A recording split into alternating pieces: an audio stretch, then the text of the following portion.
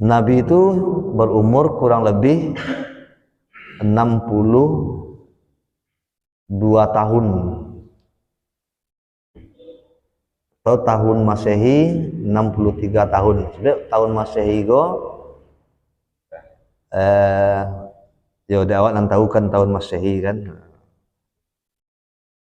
Balabi harinya daripada bulan-bulan Hijriah. Nah, kini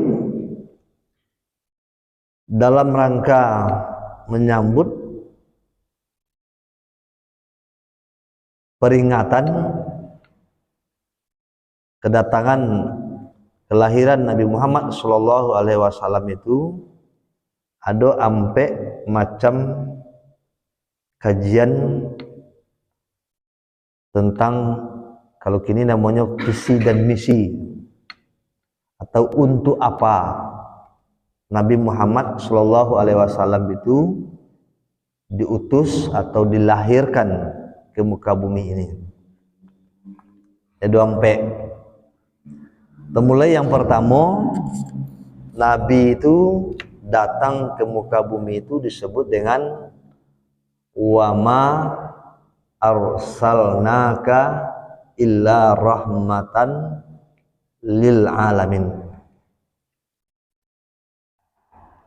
Kedatangan Rasulullah Muhammad Shallallahu Alaihi Wasallam atau arsalnaka, engkau diutus hai Muhammad ke muka bumi itu adalah sebagai rahmatan lil alamin. Berarti semenjak Nabi itu lahir sampai inyo mati kurang lebih 63 tahun, kurang lebih 63 tahun itu yang populer dewa. Berapa umur kini kau? Lah 60 kan? Ala pek bonus tahun. 63 tahun. Mulai dari lahirnya sampai matinya tuh, kedatangannya tuh, kehadirannya tuh rahmat bagi sekalian alam.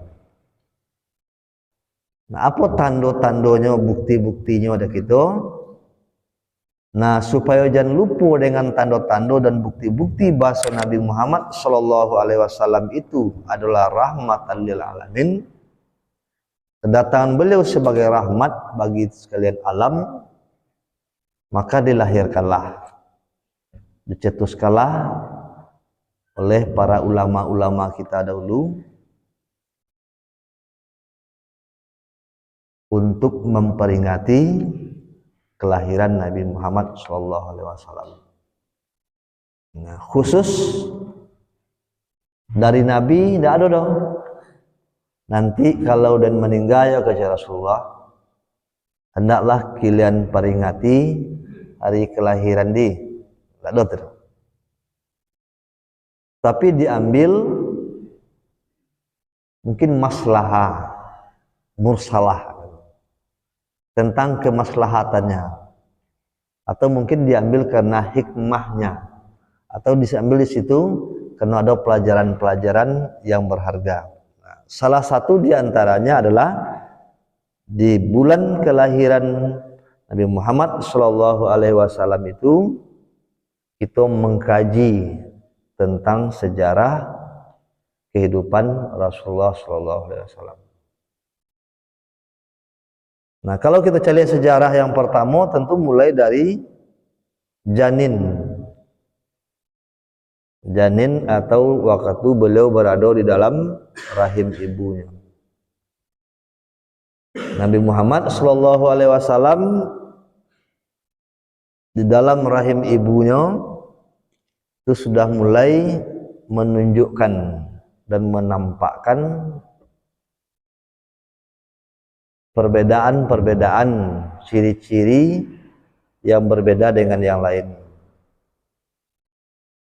Nabi Muhammad waktu di dalam rahim ibunya, anehnya mengandung atau hamil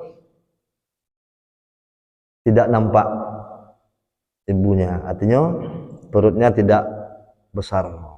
seperti kita ibu-ibu yang hamil, kita apa-apa ada yang hamil ya. Nah kemudian dia lahir, mulai di situ rahmatan lil alamin, diperlihatkanlah di situ kebesaran dan keagungannya oleh Allah Subhanahu wa taala. Mungkin kita baca dalam sejarah tuh jarang kini dibaca oleh sejarah kelahiran dan lahirnya Nabi Muhammad itu bantu abana peristiwa. 3 bulan di dalam kandungan atau 6 bulan sebelum Nabi itu lahir, ayahnya meninggal, bernama Abdullah, yang meninggal di Madinah waktu berdagang sakit, dan kemudian dimakamkan atau dikuburkan di Madinah. Kalau apa-apa aja ibu ngalah pergi ke Madinah, itulah pernah mungkin mencari lihat tanda-tanda itu Pak Ji. Baik. Itu masih dalam kandungan 3 bulan dalam kandungan atau 6 bulan sebelum lahir, berarti 3 bulan. Nah kemudian lahir Nabi Muhammad SAW,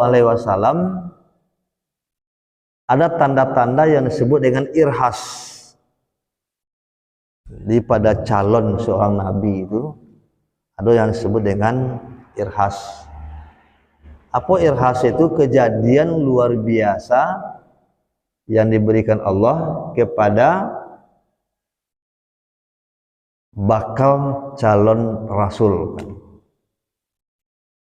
bacasul.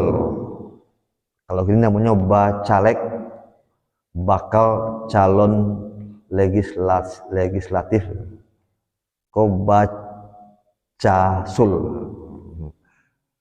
bakal calon rasul. Lahir, setiap anak yang lahir dari rahim ibunya itu menangis. Nah, Nabi Muhammad tidak terdengar tangisnya oleh ibunya Aminah. Jadi kalau ada orang nan baru lahir, anak nan baru lahir tidak menangis, itu luar biasa. Apalagi baru lahirnya kelak, itu lebih luar biasa loh kan. Kalau menangisnya baru lahir itu biasa itu. Kemudian yang kedua, Nabi Muhammad SAW itu kedatangannya sebagai suri. Ada suri kok. Contoh dan teladan. Jadi kedatangan Nabi itu contoh dan teladan. Pas sering kita dengar jauh buya-buya kita, ustaz-ustaz kita, kalau kita jadikan Nabi sebagai contoh dan teladan, bawa ke mencontoh, mentauladani Rasul itu. Kalau awak tidak tahu ya sejarahnya, tidak tahu jadinya, perkembangannya, kejadian proses kehidupannya. Nah, kalau ingin menjadikan Rasul sebagai contoh dan teladan, itu harus banyak-banyak mendengar, membaca, mempelajari tentang Rasul itu. Dia melalui pengajian lah kita bisa untuk mempelajarinya. Kemudian yang ketiga, Nabi Muhammad SAW itu diutus oleh Rasulullah SAW sebagai penyempurna akhlak. Innama bu'istu liutammima makarimal akhlak. Aku diutus ke muka bumi ini adalah untuk kesempurnaan, penyempurnaan akhlak manusia. Allah SAW itu misinya adalah basyirau wa nazira. Apa artinya? Nabi itu datang menyampaikan kabar gembira dan kabar petakut. Nah, itu misi Rasulullah dan kampe. Di bapak dan ibu-ibu, Nabi datang ke muka bumi ko menjalehan kawa ikonan nelo, ikonan buruk. Nah, tapi tidak ada paksaan. Karena dalam agama itu memang tidak ada paksaan, memang tidak dipaksakan. Yang dipaksakan itu adalah setelah masuk agama.